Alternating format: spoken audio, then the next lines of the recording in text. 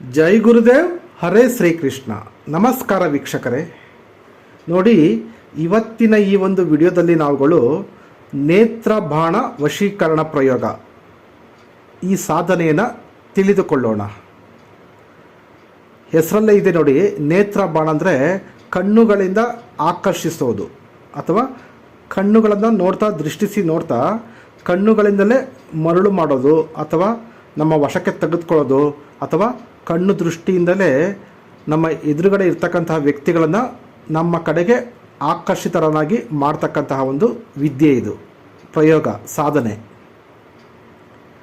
ನಮ್ಮ ಸುಮಾರು ಜನ ವ್ಯೂವರ್ಸ್ ಕಮೆಂಟ್ಸ್ನಲ್ಲಿ ಕೇಳ್ತಾ ಇದ್ರು, ಗುರುಗಳೇ ನೀವು ಹೇಳ್ತೀರಾ ವಶೀಕರಣ ಪ್ರಯೋಗನ ತಗೊಂಡೋಗಿ ಆ ವಶೀಕರಣ ಮಾಡಿರ್ತಕ್ಕಂತಹ ಮಡಿಕೆ ಕುಡಿಕೆ ಅಥವಾ ವಶೀಕರಣ ಪ್ರಯೋಗ ಆಗಿರ್ತಕ್ಕಂತಹ ಸಾಮಗ್ರಿಗಳನ್ನು ನಮಗೆ ವಶೀಕರಣ ಆಗಬೇಕಾದಂತಹ ವ್ಯಕ್ತಿಗಳ ಹತ್ರ ಅಥವಾ ವ್ಯಕ್ತಿಗಳ ಮನೆಯಲ್ಲಿ ಇಡಬೇಕು ಅಂತ ಹೇಳ್ತೀರಾ, ಆದರೆ ನಮಗೆ ಅದು ಸಾಧ್ಯ ಆಗ್ತಾ ಇಲ್ಲ. ಹಾಗಾಗಿ ಯಾವುದೇ ವಶೀಕರಣ ಪ್ರಯೋಗ ಆಗಿರ್ತಕ್ಕಂಥ ವಸ್ತುಗಳನ್ನು ಆ ವ್ಯಕ್ತಿಗಳ ಹತ್ರ ಇಡದೆ ಹಾಗೆ ನಮಗೆ ವಶೀಕರಣ ಆಗಬೇಕು. ನಮ್ಮ ಆಕರ್ಷಣೆಗೆ ಅವರು ಒಳಪಡಬೇಕು, ನಮ್ಮ ಮಾತನ್ನು ಅವರು ಕೇಳಬೇಕು, ನಾವು ಹೇಳಿದಾಗೆ ಅವರು ಎಲ್ಲದಕ್ಕೂ ಓಕೆ ಅಂತ ತಲೆ ಆಡಿಸ್ಬೇಕು, ಒಪ್ಕೊಳ್ಬೇಕು. ಈ ರೀತಿ ಯಾವುದಾದ್ರೂ ಒಂದು ಸುಲಭವಾಗಿರ್ತಕ್ಕಂತಹ ಯಾವುದೇ ಪ್ರಯೋಗ ಮಾಡ್ದೇ ಹಾಗೆ ವಶೀಕರಣ ಮಾಡ್ತಕ್ಕಂತಹ ಒಂದು ಸಾಧನೆ ಇದ್ದರೆ, ಪ್ರಯೋಗ ಇದೆ ತಿಳಿಸಿ ಅಂತ ಕಮೆಂಟ್ಸಲ್ಲಿ ತಿಳಿಸಿದರು. ಹಾಗಾಗಿ ಅಂಥ ವ್ಯಕ್ತಿಗಳಿಗೆ ಈ ಒಂದು ನಯನ ಬಾಣ ವಶೀಕರಣ ಅಂತ ಅಂದರೆ ಇದು ಯಾವ ರೀತಿ ಕೆಲಸ ಮಾಡುತ್ತೆ ಅಂತಂದರೆ, ಕಣ್ಣಿನ ದೃಷ್ಟಿಯ ಮುಖಾಂತರ ಇದು ಕೆಲಸ ಮಾಡುತ್ತೆ. ನೋಡಿ, ಈ ಮಂತ್ರವನ್ನು ನೀವು ಜಪ ಮಾಡಿ ಸಾಧನೆ ಮಾಡಿ ಸಿದ್ಧಿ ಮಾಡಿಕೊಂಡ ನಂತರ ನೀವು ಯಾವ ವ್ಯಕ್ತಿಯನ್ನು ಆಕರ್ಷಣೆಗೆ ಒಳಪಡಿಸ್ಬೇಕು ಅಂತ ಅಂದ್ಕೊಂಡಿದ್ದೀರೋ ಆ ವ್ಯಕ್ತಿ ಮುಂದೆ ಹೋಗಿ ಅವನನ್ನು ದಿಟ್ಟಿಸಿ ನೋಡ್ತಾ ನೀವು ಈ ಮನಸ್ಸಿನಲ್ಲಿ ಈ ಮಂತ್ರವನ್ನು ನೀವು ಜಪ ಮಾಡ್ತಾಯಿದ್ರೆ ನಿಮ್ಮ ಕಣ್ಣುಗಳಲ್ಲಿ ಒಂದು ರೀತಿಯ ಆಕರ್ಷಣಾ ಶಕ್ತಿ ಉತ್ಪತ್ತಿಯಾಗಿ ಆ ಒಂದು ಕಣ್ಣಿನ ದೃಷ್ಟಿ ಹೋಗಿ ಆ ದೃಷ್ಟಿಯ ಮುಖಾಂತರ ಈ ವಶೀಕರಣದ ಶಕ್ತಿ ಹೋಗಿ ಆ ಎದುರುಗಡೆ ಇರತಕ್ಕಂಥ ವ್ಯಕ್ತಿಯ ಮೈಂಡ್ನಲ್ಲಿ ಹೋಗಿ ಸೇರಿಕೊಳ್ಳುತ್ತೆ, ಆ ಮಾನಸಿಕ ಶರೀರದಲ್ಲಿ ಹೋಗಿ ಸೇರಿಕೊಳ್ಳುತ್ತೆ. ಆಗ ಆ ವ್ಯಕ್ತಿ, ನಿಮ್ಮ ಎದುರುಗಡೆ ಇರ್ತಕ್ಕಂಥ ವ್ಯಕ್ತಿ ಪ್ರಜ್ಞೆಯನ್ನು ಕಳ್ಕೊಂಡು ಅರಿವನ್ನು ಕಳ್ಕೊಂಡು ದಿಗ್ಭ್ರಾಂತನಾಗಿ ಅವನು ಒಂದು ರೀತಿಯ ಮೋಹಕ್ಕೆ ಭ್ರಮೆಗೆ ಒಳಪಡ್ತಾನೆ. ನೀವು ಹೇಳಿದಂತಹ ಎಲ್ಲ ಮಾತುಗಳಿಗೆ ಓಕೆ ಅಂತಾನೆ ತಲೆ ಆಡಿಸ್ತಾನೆ. ನೀವು ಹೇಗೆ ಹೇಳ್ತೀರೋ ಹಾಗೆ ಎಲ್ಲವನ್ನ ಒಪ್ಕೊಳ್ತಾನೆ, ಎಲ್ಲವನ್ನ ಕೇಳ್ತಾನೆ. ಆ ರೀತಿಯ ಒಂದು ದಿಗ್ಭ್ರಮೆಗೆ, ಒಂದು ಮೋಹಕ್ಕೆ ಒಳಪಡ್ತಾರೆ. ನೀವು ಯಾರ ಮೇಲೆ ಪ್ರಯೋಗ ಮಾಡ್ತೀರೋ ಆ ಎದುರುಗಡೆ ಇರ್ತಕ್ಕಂತಹ ವ್ಯಕ್ತಿ, ಅದು ಸ್ತ್ರೀ ಆಗಿರಬಹುದು, ಪುರುಷ ಆಗಿರಬಹುದು, ಕೆಲಸಗಾರರಾಗಿರ್ಬೋದು, ಅಥವಾ ನಿಮ್ಮ ಬಾಸ್ ಓನರ್ ಆಗಿರ್ಬೋದು, ಅಥವಾ ಸಭೆಯಲ್ಲಿರ್ತಕ್ಕಂತಹ ಜನಗಳಾಗಿರ್ಬೋದು, ಅಥವಾ ಫಂಕ್ಷನ್ನಲ್ಲಿರ್ತಕ್ಕಂತಹ ಆ ಒಂದು ಜನಸಮೂಹ ಆಗಿರಬಹುದು. ನೀವು ಎಲ್ಲ ಕಡೆಯೂ ಈ ಒಂದು ಪ್ರಯೋಗವನ್ನು ಮಾಡಬಹುದು. ಪುರುಷರು ಮಾಡಬಹುದು, ಜೊತೆಗೆ ಸ್ತ್ರೀಯರು ಸಹ ಈ ಒಂದು ಪ್ರಯೋಗವನ್ನು ಮಾಡಬಹುದು. ತುಂಬ ಸಿಂಪಲ್ ಆಗಿರ್ತಕ್ಕಂಥ ಒಂದು ನಯನ ಬಾಣ ವಶೀಕರಣ ಪ್ರಯೋಗ. ಈ ಒಂದು ಸಾಧನೆಯನ್ನು ಮಾಡಿದ ನಂತರ ನಿಮ್ಮ ಕಣ್ಣುಗಳಲ್ಲಿ ಒಂದು ರೀತಿಯ ಹೊಳಪು ಬರುತ್ತೆ, ನಿಮ್ಮ ಕಣ್ಣುಗಳಲ್ಲಿ ಒಂದು ರೀತಿಯ ಚುಂಬಕತ್ವ ದೃಷ್ಟಿ ಬರುತ್ತೆ, ನಿಮ್ಮ ಕಣ್ಣುಗಳಲ್ಲಿ ಆಕರ್ಷಣಾ ಶಕ್ತಿ ಬರುತ್ತೆ. ಅಂದರೆ ಈ ಸಾಧನೆಯ ನಂತರ ಯಾರೇ ನಿಮ್ಮನ್ನು ನೋಡಿದ್ರೆ ಮತ್ತೆ ಮತ್ತೆ ನೋಡಬೇಕು ಅಂತ ಅನಿಸ್ತಾ ಇರ್ತದೆ, ಅವ್ರಿಗೆ ನಿಮ್ಮ ಜೊತೆ ಮಾತಾಡ್ತಾ ಇರಬೇಕು ಅಂತ ಅನಿಸ್ತಾ ಇರ್ತದೆ. ಮತ್ತೆ ಮತ್ತೆ ತಿರುಗಿ ನಿಮ್ಮನ್ನು ನೋಡ್ತಾ ಇರ್ತಾರೆ. ಸದಾ ನಿಮ್ಮದೇ ಯೋಚನೆ, ಸದಾ ನಿಮ್ಮದೇ ಧ್ಯಾನ, ನೀವು ಹೇಳಿರೋ ಮಾತುಗಳೇ ಅವ್ರ ಮೈಂಡಲ್ಲಿ ಗುನುಗುಟ್ತಾ ಇರ್ತದೆ. ಅಷ್ಟರ ಮಟ್ಟಿಗೆ ಈ ಒಂದು ವಶೀಕರಣ ಪ್ರಯೋಗ ಕೆಲಸ ಮಾಡುತ್ತೆ. ಹಾಗಾಗಿ ನೀವು ಒಂದು ಒಳ್ಳೆಯ ಕೆಲಸ ಕಾರ್ಯಗಳಿಗೆ ಅಥವಾ ಒಳ್ಳೆಯ ಉದ್ದೇಶ ಇಟ್ಕೊಂಡು ಈ ಒಂದು ಪ್ರಯೋಗಗಳನ್ನು ನೀವು ಸಾಧನೆಗಳನ್ನು ನೀವು ಮಾಡಬೇಕಾಗತ್ತೆ. ಕೆಟ್ಟ ದೃಷ್ಟಿ ಇಕ್ಕೊಂಡು ಬೇರೆ ಹೆಣ್ಮಕ್ಳನ್ನ ಹಾಳು ಮಾಡೋದಕ್ಕೆ ಅಥವಾ ಬೇರೆ ಹುಡುಗರನ್ನ ಗಂಡಸರನ್ನ ಹಾಳು ಮಾಡೋದಕ್ಕೆ ಅಥವಾ ನಿಮ್ಮ ಒಂದು ಸ್ವಾರ್ಥಕ್ಕೋಸ್ಕರ ಇದೆಲ್ಲ ಬಳಸೋ ಹಾಗಿಲ್ಲ. ಆ ರೀತಿ ಬಳಸಿದ್ರೆ ಇದು ಕೆಲಸ ಮಾಡೋದಿಲ್ಲ. ನೀವು ಏನೇ ಮಾಡಿದ್ರೂ ನಿಮ್ಮಲ್ಲಿ ಒಂದು ಧರ್ಮ ಇರಬೇಕು. ಅಥವಾ ಗಂಡ ಹೆಂಡತಿ ದೂರ ಆಗಿದ್ದರೆ ಅಂಥವ್ರು ಮಾಡ್ಬೋದು, ಪ್ರೇಮಿಗಳು ದೂರ ಆಗಿದ್ದರೆ ಅವ್ರು ಮಾಡ್ಬೋದು, ಅಥವಾ ನಿಮ್ಮ ಬೇರೆ ಅಧಿಕಾರಿಗಳು ಅಥವಾ ಇಲ್ಲೇ ಏನಾದರೂ ಕೆಲಸ ಕಾರ್ಯಗಳಾಗಬೇಕಾದ್ರೆ ಅಂತಹ ವ್ಯಕ್ತಿಗಳಿಗೆ ನೀವು ಇದನ್ನು ಪ್ರಯೋಗ ಮಾಡಬಹುದು. ಸ್ವಾರ್ಥಕ್ಕಾಗಿ ಮಾಡಬಾರ್ದು. ನೋಡಿ, ಈಗ ಇದಕ್ಕೆ ಇರ್ತಕ್ಕಂತಹ ನೀತಿ ನಿಯಮಗಳ ಬಗ್ಗೆ ತಿಳ್ಕೊಳ್ಳಿ. ಇದನ್ನು ನೀವು ಪ್ರಾರಂಭ ಮಾಡಬೇಕಾಗಿರ್ತಕ್ಕಂಥ ದಿನ ಬಂದ್ಬಿಟ್ಟು ಶುಕ್ರವಾರ, ಶನಿವಾರ, ಸೋಮವಾರ.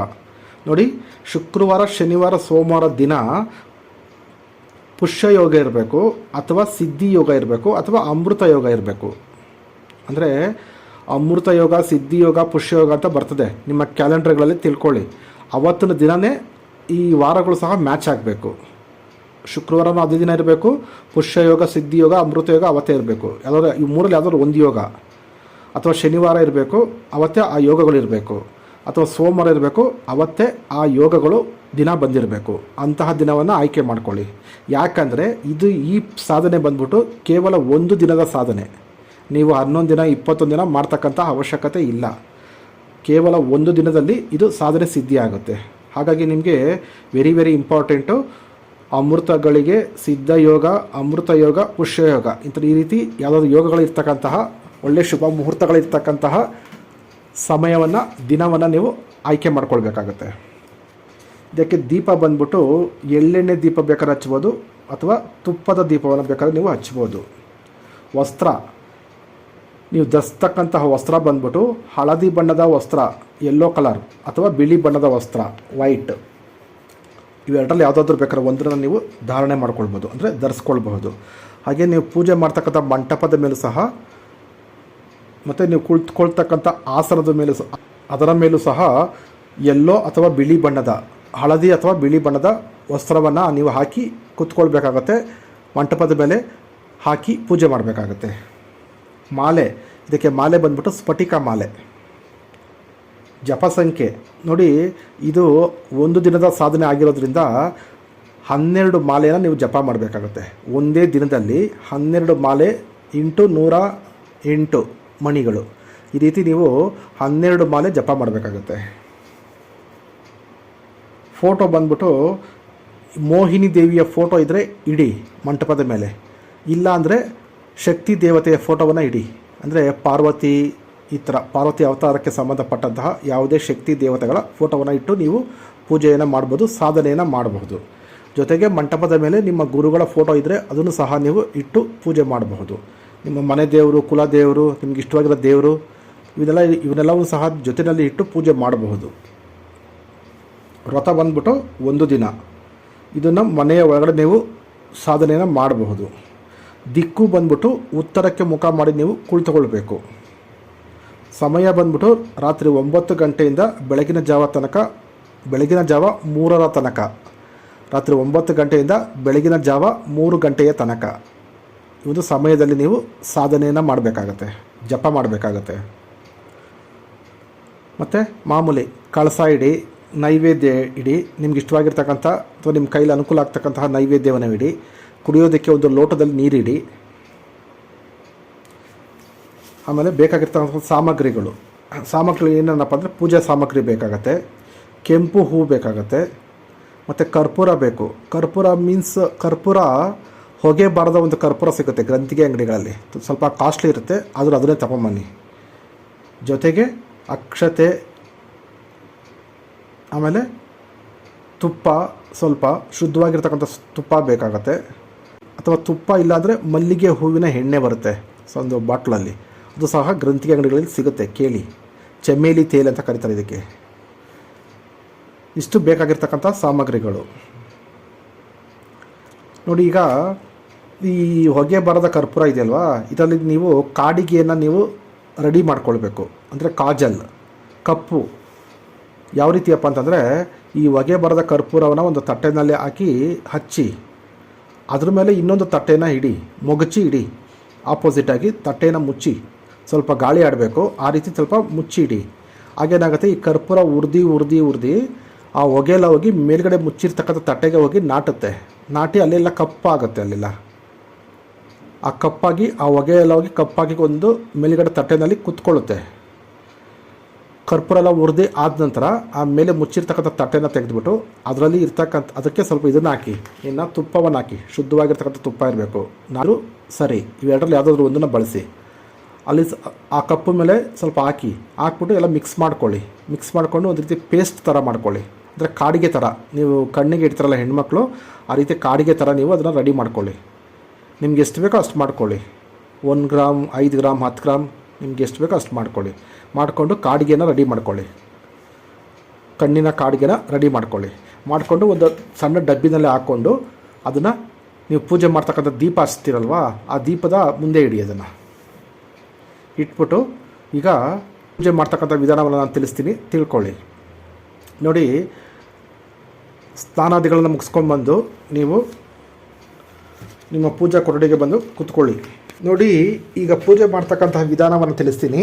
ಈ ರೀತಿ ಪೂಜೆ ಮಾಡ್ತಾ ಹೋಗಿ. ಈಗ ಸ್ನಾನಾದಿಗಳನ್ನು ಮುಗಿಸ್ಕೊಂಡು ಬಂದು ದೇವರ ಕೋಣೆಯಲ್ಲಿ ಕೂತ್ಕೊಳ್ಳಿ. ಕೂತ್ಕೊಂಡು ಎಲ್ಲ ಫಸ್ಟಲ್ಲೆಲ್ಲ ರೆಡಿ ಮಾಡ್ಕೊಳ್ಳಿ. ಅಂದರೆ ಮಂಟಪದ ಮೇಲೆ ಏನಿದೆ ಇಡಬೇಕು ಅಥವಾ ಏನೇನು ತರಬೇಕು ಎಲ್ಲವನ್ನು ರೆಡಿ ಮಾಡ್ಕೊಳ್ಳಿ. ಮೊದಲಿಗೆ ಗಂಗಾ ಜಲದಿಂದ ಶುದ್ಧಿ ಮಾಡ್ಕೊಳ್ಳಿ. ನೀವು ಕೂತ್ಕೊಳ್ತಕ್ಕಂಥ ಸ್ಥಳ, ನೀವು ಪೂಜೆ ಮಾಡ್ತಕ್ಕಂತಹ ಸ್ಥಳ, ಮಂಟಪ, ನೀವು ತಂದಿರ್ತಕ್ಕಂಥ ಸಾಮಗ್ರಿಗಳು, ಪೂಜಾ ಸಾಮಗ್ರಿಗಳು ಎಲ್ಲದಕ್ಕೂ ಗಂಗಾ ಜಲವನ್ನು ಸಿಂಪಡಿಸಿ ಶುದ್ಧಿ ಮಾಡ್ಕೊಳ್ಳಿ. ಮಾಡಿಕೊಂಡು ಆನಂತರ ನಿಮ್ಗೆ ಯಾವ ರೀತಿ ಬರುತ್ತೋ ಆ ರೀತಿ ಪೂಜೆ ಮಾಡಿ. ಪ್ರತಿದಿನ ನೀವು ಮನೆಯಲ್ಲಿ ಯಾವ ರೀತಿ ಪೂಜೆ ಮಾಡ್ತೀರೋ ಅದೇ ರೀತಿ ಪೂಜೆ ಮಾಡಿ. ಪೂಜೆ ಎಲ್ಲ ಮುಗಿದ ನಂತರ ಈಗ ಆಸನಕ್ಕೆ ನಮಸ್ಕಾರ ಮಾಡಿ ಆಸನದ ಮೇಲೆ ಕೂತ್ಕೊಳ್ಳಿ.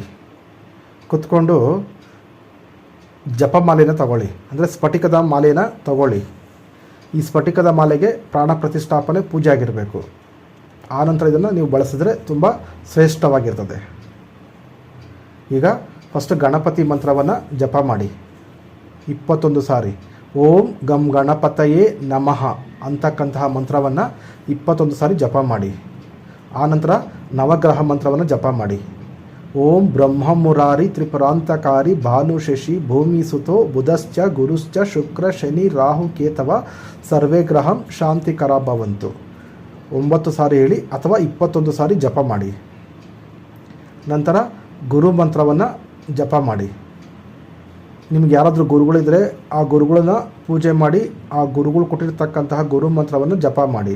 ಅಥವಾ ನಿಮ್ಗೆ ಯಾರು ಗುರುಗಳು ಇಲ್ಲ ಅಂತಂದರೆ ನೀವು ಪರಮೇಶ್ವರನ್ನ, ಶಿವನನ್ನು ಈ ಒಂದು ಸಾಧನೆಗೆ ಗುರುವಾಗಿ ಸ್ವೀಕರಿಸಿ ಶಿವನ ಗುರು ಮಂತ್ರವನ್ನು ಜಪ ಮಾಡಿ 108 ಸಾರಿ. ಓಂ ನಮಃ ಶಿವಾಯ, ಓಂ ನಮಃ ಶಿವಾಯ, ಓಂ ನಮಃ ಶಿವಾಯ ಈ ಪಂಚಾಕ್ಷರಿ ಮಂತ್ರವನ್ನು 108 ಸಾರಿ ಜಪ ಮಾಡಿ. ಅಥವಾ ನೀವು ಶ್ರೀಕೃಷ್ಣ ಪರಮಾತ್ಮನನ್ನು ಸಹ ಗುರುವಾಗಿ ಸ್ವೀಕರಿಸಿ ಈ ಒಂದು ಸಾಧನೆಯನ್ನು ನೀವು ಮಾಡಬಹುದು. ಶ್ರೀಕೃಷ್ಣನ ಗುರುಮಂತ್ರ ಈ ರೀತಿ ಇದೆ: ಕ್ಲೀಂ ಕೃಷ್ಣಾಯ ನಮಃ, ಕ್ಲೀಂ ಕೃಷ್ಣಾಯ ನಮಃ. ಈ ಗುರುಮಂತ್ರವನ್ನು ನೀವು 108 ಸಾರಿ ಜಪ ಮಾಡಿ. ಈಗ ಬಲಗೈ ಹಸ್ತದ ಮೇಲೆ ಸ್ವಲ್ಪ ನೀರನ್ನು ಹಾಕ್ಕೊಂಡು ಸಂಕಲ್ಪ ಮಾಡ್ಕೊಳ್ಳಿ. ಹೇಳಿ ನೋಡಿ, ಈ ಸಾಧನೆ ಬಂದ್ಬಿಟ್ಟು ಸರ್ವಜನ ವಶೀಕರಣ ಸಾಧನೆ. ಇದರಲ್ಲಿ ಇಂಡಿವಿಜುವಲ್ ಆಗಿ ನೀವು ಮಾಡೋಕ್ಕಾಗಲ್ಲ. ಅಂದರೆ ಏಕ ವ್ಯಕ್ತಿಗೆ, ನೀವು ಇಷ್ಟಪಟ್ಟಿರ್ತಕ್ಕಂಥ ವ್ಯಕ್ತಿಗೆ ಇದು ಅವ್ರನ್ನ ಹೆಸರಲ್ಲಿ ಮಾಡ್ತಕ್ಕಂತಹ ಮಂತ್ರ ಅಲ್ಲ ಇದು. ಯಾಕಂದರೆ ಇದರಲ್ಲಿ ಅಮುಕ್ ಅನ್ನೋ ಶಬ್ದ ಬಂದಿಲ್ಲ. ಅಮುಕ್ ಅಂತ ಶಬ್ದ ಬಂದರೆ ಅದು ಒಬ್ಬ ವ್ಯಕ್ತಿಯ ಹೆಸರನ್ನು ಹಾಕ್ಕೊಂಡು ಮಾಡ್ತಕ್ಕಂತಹ ಸಾಧನೆ, ವಶೀಕರಣ ಪ್ರಯೋಗ. ಇಲ್ಲಿ ಸರ್ವಜನ ವಶೀಕರಣ ಅಂದರೆ ಇದರಲ್ಲಿ ಎಲ್ಲರೂ ಬಂದುಬಿಡ್ತಾರೆ. ನೀವು ಇಷ್ಟಪಟ್ಟವರು, ಇಷ್ಟಪಡದೇ ಇರೋರು, ಕೆಲಸ ಕಾರ್ಯ ಆಗಬೇಕಾಗಿರ್ತಕ್ಕಂಥ ವ್ಯಕ್ತಿಗಳು ಅವರು ಸಹ ಇದಕ್ಕೆ ಒಳಪಡ್ತಾರೆ. ಹಾಗಾಗಿ ನೀವು ಸಂಕಲ್ಪದಲ್ಲಿ ಏನು ಹೇಳಬೇಕಂದ್ರೆ, ನಿಮ್ಮ ಹೆಸರು, ನಕ್ಷತ್ರ, ರಾಶಿ ಎಲ್ಲ ಹೇಳ್ಕೊಳ್ಳಿ, ನಿಮ್ಮ ತಂದೆ ತಾಯಿ ಹೆಸರು ಹೇಳ್ಕೊಳ್ಳಿ, ನಿಮ್ಮ ಕುಲ ಏನೇನಿದೆ ಅವೆಲ್ಲ ಹೇಳ್ಕೊಳ್ಳಿ, ಒಂದು ದಿನ, ವಾರ, ನಕ್ಷತ್ರ, ರಾಶಿ ಎಲ್ಲ ಹೇಳ್ಕೊಂಡು ನೀವು ಸಂಕಲ್ಪ ಹೇಳಿ. ನಾನು ತಾಯಿ, ಶಕ್ತಿ ದೇವತೆ ಅಥವಾ ಮೋಹಿನಿ ದೇವಿ ಹತ್ರ ಹೇಳ್ಕೊಳ್ಳಿ, ಅಥವಾ ಗುರುಗಳ ಹತ್ರ ಹೇಳ್ಕೊಳ್ಳಿ. ನಾನು ಇವತ್ತಿನ ದಿನ ಈ ಒಂದು ವ್ರತವನ್ನು ಪ್ರಾರಂಭ ಮಾಡ್ತಾಯಿದ್ದೀನಿ, ನನಗೆ ಈ ಸರ್ವಜನ ವಶೀಕರಣ ಮಂತ್ರ ಸಿದ್ಧಿಯಾಗಲಿ ಅಂತ ಬೇಡ್ಕೊಂಡು ಬಲಗೈ ಹಸ್ತದ ಮೇಲೆ ಇರ್ತಕ್ಕಂತಹ ನೀರನ್ನು ಅಲ್ಲೇ ಪಕ್ಕದಲ್ಲಿ ಭೂಮಿ ಮೇಲೆ ಬಿಟ್ಬಿಟ್ಟು ಕೈನ ತೊಳ್ಕೊಳ್ಳಿ, ಮತ್ತು ಕೈನ ಒರೆಸ್ಕೊಂಡು ಮತ್ತೆ ಮಾಲೆನ ತಗೊಂಡು ಮತ್ತೆ ಜಪ ಪ್ರಾರಂಭ ಮಾಡಿ. ಸಂಕಲ್ಪ ಆಯಿತು. ಈಗ ರಕ್ಷಾ ಮಂತ್ರ ಸ್ವಲ್ಪ ಕೈಗಳಲ್ಲಿ ಅಕ್ಷತೆನ ಇಟ್ಕೊಳ್ಳಿ, ಅಥವಾ ಬಿಳಿ ಸಾಸಿವೆ ಇದ್ದರೂ ಓಕೆ. ಅಕ್ಷತೆ ಅಥವಾ ಬಿಳಿ ಸಾಸಿವೆನ ನಿಮ್ಮ ಹಸ್ತದಲ್ಲಿ ಇಟ್ಕೊಂಡು ಅಭಿಮಂತ್ರಿಸಿ ಈ ರಕ್ಷಾ ಮಂತ್ರವನ್ನು ಹೇಳಿ. ಇಲ್ಲಿರ್ತಕ್ಕಂಥ ನಾನು ಹೇಳ್ತಕ್ಕಂಥ ಈ ರಕ್ಷಾ ಮಂತ್ರವನ್ನು ಸಹ ನೀವು ಹೇಳ್ಬೋದು, ಅಥವಾ ಬೇರೆ ರಕ್ಷಾ ಮಂತ್ರಗಳನ್ನು ಸಹ ನೀವು ಹೇಳ್ಕೊಂಡು ರಕ್ಷಣೆಯನ್ನು ಹಾಕ್ಕೊಳ್ಬೋದು, ರಕ್ಷಾ ಕವಚವನ್ನು ಹಾಕ್ಕೊಳ್ಬೋದು. ಓಂ ಅಪಸರ್ಪಂತು ಯೇ ಭೂತಃ ಭೂಮಿ ಸಂಸ್ಥಿತ ಯೇ ಭೂತ ವಿಘ್ನಕರ್ತಾರಸ್ತೆ ನಶ್ಯಂತು ಶಿವಾಜ್ಞ ಅಪಕ್ರಮಣಾಂತು ಭೂತಾನಿ ಪಿಶಾಚ ಸರ್ವತೋ ದಿಶಾಂ ಸರ್ವೇಷಾಂ ಮಾ ವಿರೋಧಿನ್ ಪೂಜಾ ಕರ್ಮ ಸಮಾರಂಭೆ. ಇದನ್ನು ಹೇಳ್ಬಿಟ್ಟು ನಿಮ್ಮ ಕೈಯಲ್ಲಿರ್ತಕ್ಕಂಥ ಅಕ್ಷತೆಯನ್ನು ಅಭಿಮಂತ್ರಿಸಿ 21 ಸಾರಿ ಹೇಳಿ. ಜಾಸ್ತಿ ಬೇಕಾದ್ರೆ ಹೇಳ್ಬೋದು, ನಿಮ್ಮ ಅನುಕೂಲ. ನಿಮ್ಮ ಸುತ್ತಲೂ ಹಾಕ್ಕೊಳ್ಳಿ.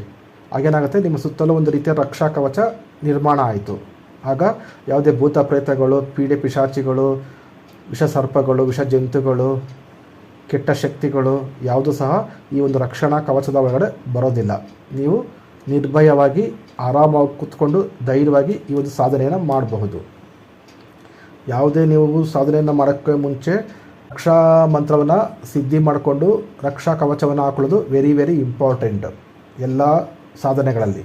ಓಕೆ, ಈಗ ಸರ್ವಾರ್ಥ ಸಿದ್ಧ ಶಾಬರ ಮಂತ್ರ. ಗುರು ಸಟ್ ಗುರು ಹೈ ವೀರ್ ಗುರು ಸಾಹಬ್ ಸುಮರೋ ಬಡಿ ಬಾತ್ ಸಿಂಗಿ ಟೋರೋ ಒನ್ ಕಹೋ ಮನ್ ನಾವೋ ಕರ್ತಾರ್ ಸಕಲ್ ಗುರುನ್ ಕಾ ಹರ್ ಬಜೆ ಗಟ್ಟಾ ಪಕರ್ ಉಟ್ ಜಾಗ್ ಚೇತು ಸಂಬಾರ್ ಶ್ರೀ ಪರಮಹಂಸ್. ಈ ಸರ್ವಾರ್ಥ ಸಿದ್ಧ ಶಾಬರ ಮಂತ್ರವನ್ನು 21 ಸಾರಿ ಹೇಳಿ, ಅಥವಾ 108 ಸಾರಿ ಬೇಕಾದ್ರೂ ನೀವು ಹೇಳ್ಬೋದು, ನಿಮ್ಮ ಅನುಕೂಲ. ಈಗ ಮೂಲ ಮಂತ್ರ ನೋಡಿ. ಮೂಲ ಮಂತ್ರ ಈ ರೀತಿ ಇದೆ. ಓಂ ನಮೋ ಆದೇಶ್ ಗುರುಕೋ ಓಂ ಗುರುಜಿ ಮೋಹನ್ ರಾಣಿ ಮೋಹನ್ ಕರು ಮಾರು ನಯನ್ ಬಾಣ್ ಮೇರಾ ಮಾರಾ ಐಸಾ ಹೋ ಜೈಸೆ ನಯನ್ ಕಟಾರ್ देखा देखी मोहुजा शब्द चलाओ तीर सीने में 10 जा मन को करो अधीरा मेरा कहा माने मीठा बोले कारज करे ना करे तो प्रियतम की दुहाई शब्द सांचा पिंड कांचा फुरो मंत्र ईश्वरो वाच. मत्तೊಮ್ಮೆ ಹೇಳ್ತೀನಿ ನೋಡಿ. ओम नमो आदेश गुरु को ओम गुरुजी मोहन रानी मोहन करो मारू नयन बाण मेरा मारा ऐसा हो जैसे नयन कटार देखा देखी मोहजा शब्द चलाओ तीर सीने में 10 जा मन को करो अधीरा मेरा कहा माने मीठा बोले कारज करे ना करे तो प्रियतम की दुहाई शब्द सांचा पिंड कांचा फुरो मंत्र ईश्वरो वाच. ನೋಡಿ, ಇನ್ನೊಂದು ಎಲ್ಲ ಮಂತ್ರಗಳಲ್ಲಿ ಶಬ್ದ ಸಾಂಚ ಪಿಂಡ ಕಾಂಚ ಫುರೋ ಮಂತ್ರ ಈಶ್ವರ ವಾಚ ಅಂತ ಬರುತ್ತೆ. ಇದು ಏನಂತ ಯಾರೊಬ್ಬರು ಕಮೆಂಟ್ಸ್ ಮಾಡಿ ಕೇಳಿದ್ರು ನನಗೆ. ಅದಕ್ಕೆ ನಾನು ಒಂದು ವಿಡಿಯೋ ಮಾಡಿ ಹಾಕ್ತೀನಿ, ಅದು ನಿಮಗೆಲ್ಲ ಪೂರ್ತಿ ಅರ್ಥ ಆಗುತ್ತೆ. ಎಲ್ಲ ಮಂತ್ರಗಳಲ್ಲಿ ಶಬ್ದ ಸಾಂಚ ಪಿಂಡ ಕಾಂಚ ಫುರೋ ಮಂತ್ರ ಈಶ್ವರ ವಾಚ ಅಂತ ಬರುತ್ತಲ್ವಾ, ಮಂತ್ರದ ಕೊನೆಯಲ್ಲಿ ಎಲ್ಲ ಶಾಬರ ಮಂತ್ರಗಳಲ್ಲಿ ಈ ವಾಕ್ಯ ಬಂದೇ ಬರುತ್ತೆ. ಇದರ ಅರ್ಥ ಏನಪ್ಪ ಅಂದ್ಬಿಟ್ಟು ನಾನು ಮುಂದಿನ ವಿಡಿಯೋಗಳಲ್ಲಿ ಹಾಕ್ತೀನಿ, ತಿಳ್ಕೊಳ್ಳಿ. ಈಗ ಮೂಲ ಮಂತ್ರ ಜಪ ಆಯಿತು. ಮೂಲ ಮಂತ್ರ ಜಪ ಆದಮೇಲೆ ಕರ್ಪೂರದ ಸಹಾಯದಿಂದ ಆರತಿ ಮಾಡಿಬಿಟ್ಟು ಈಗ ಅರ್ಪಣೆ ಮಾಡಿ. ನೀವು ಮಾಡಿರ್ತಕ್ಕಂಥ ಪೂಜೆನೆಲ್ಲ ಅರ್ಪಣೆ ಮಾಡಿ, ನೈವೇದ್ಯವನ್ನು ಅರ್ಪಣೆ ಮಾಡಿ, ಪಾನೀಯವನ್ನು ಅರ್ಪಣೆ ಮಾಡಿ, ಎಲ್ಲವನ್ನ ಅರ್ಪಿಸಿ ದೇವರಿಗೆ. ಸ್ವೀಕರಿಸು. ಮಾತಾ, ನಾನು ಜಪ ಮಾಡಿರ್ತಕ್ಕಂಥ ಇವತ್ತಿನ ಈ ಒಂದು ಸಾಧನೆಯಲ್ಲಿ ಇಷ್ಟು ಮಂತ್ರವನ್ನು ಜಪ ಮಾಡಿದ್ದೀನಿ, ಈ ಮಂತ್ರಗಳನ್ನು ಸ್ವೀಕರಿಸಿ ನನಗೆ ಸಿದ್ಧಿ ಮಾಡಿಕೊಡು ಅಂತ ಅರ್ಪಿಸಿ. ಹಾಗೆ ಅಲ್ಲಿರ್ತಕ್ಕಂಥ ನೈವೇದ್ಯವನ್ನು ಸ್ವೀಕರಿಸು, ಪಾನೀಯವನ್ನು ಸ್ವೀಕರಿಸು, ಪೂಜೆಯನ್ನು ಸ್ವೀಕರಿಸು.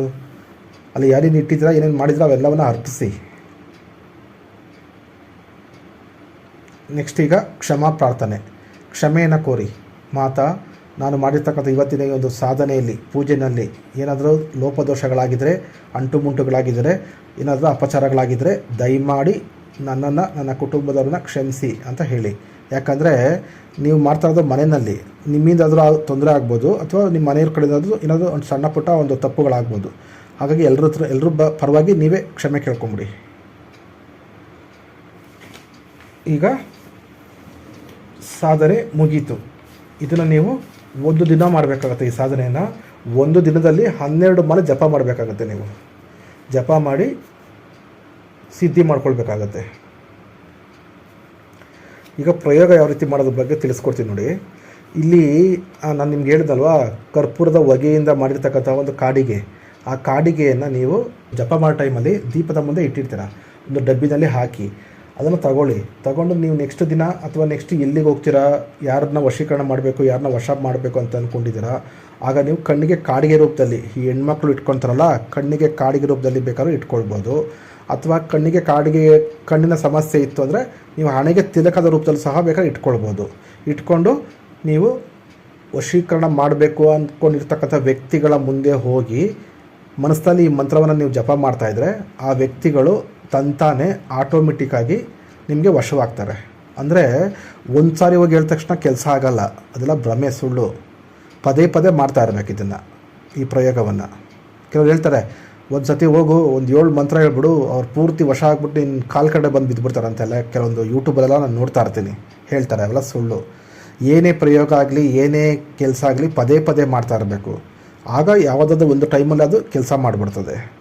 1 ಟೈಮ್ 2 ಟೈಮ್ ಆ ರೀತಿ ಎಲ್ಲ ಆಗೋದಿಲ್ಲ. ನಿಮ್ಮ ಕೆಲಸ ಆಗೋಗಟ್ಟ ನೀವು ಈ ಪ್ರಯೋಗನ ಮಾಡ್ತಾನೇ ಇರಿ. ಇದರಲ್ಲಿ ಇರ್ತಕ್ಕಂತಹ ಸೂಚನೆಗಳ ಬಗ್ಗೆ ತಿಳ್ಕೊಳ್ಳಿ. ಏನಪ್ಪ ಸೂಚನೆ ಅಂದರೆ, ನೀವು ಸಾಧನೆ ಮಾಡ್ತಕ್ಕಂಥ ಸಮಯದಲ್ಲಿ ಬ್ರಹ್ಮಚರ್ಯವನ್ನು ಪಾಲನೆ ಮಾಡಬೇಕು, ಮಾನಸಿಕವಾಗಿ ಹಾಗೂ ದೈಹಿಕವಾಗಿ. ಆಮೇಲೆ ಸಾತ್ವಿಕ ಆಹಾರವನ್ನೇ ಮಾತ್ರ ಸೇವನೆ ಮಾಡಬೇಕು.